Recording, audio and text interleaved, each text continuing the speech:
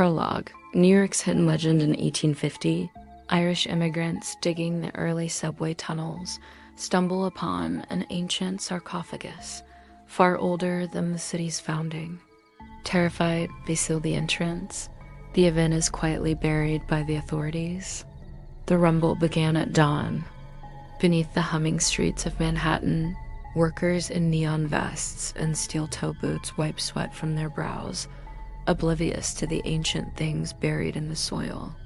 Jackhammers rattled against stone and metal, sparks flashing in the half-light of the construction zone. Then came the sound, not the shudder of machinery, but something deeper, like the earth itself groaning in pain. "Did you hear that?" one of them asked, stepping back from his post. His voice barely carried over the noise. Before anyone could answer, a fissure cracked open along the wall of the tunnel. Cold mist poured from the gap, clinging to the workers' boots like spectral fingers. The temperature dropped so fast their breath became visible in the dim lights. Out of instinct or ancient forgotten fear, the workers stumbled back. Radios crackled with panicked voices. Orders were shouted, evacuation protocols blared, but the mist kept rising.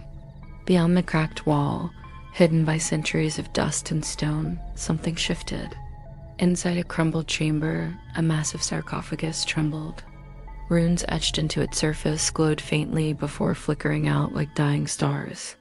A groan, not mechanical but organic, echoed through the forgotten catacombs. From within, skeletal fingers scraped against the inner lid. Then the slab slid aside. Donovan gasped into the world, a soundless, primal inhale of cold air, and opened his eyes. They were not human eyes. They glowed faintly gold, reflecting the dying lights of the subway tunnel through the mist. Weak, starving, furious, he tried to rise and stumbled.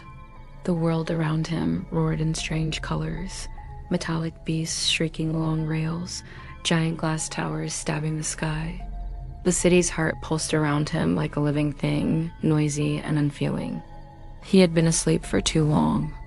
The last thing he remembered was betrayal, the chains, the spells, the chanting of men who feared what they could not control. His mouth tasted of dust and ancient blood. He needed to feed.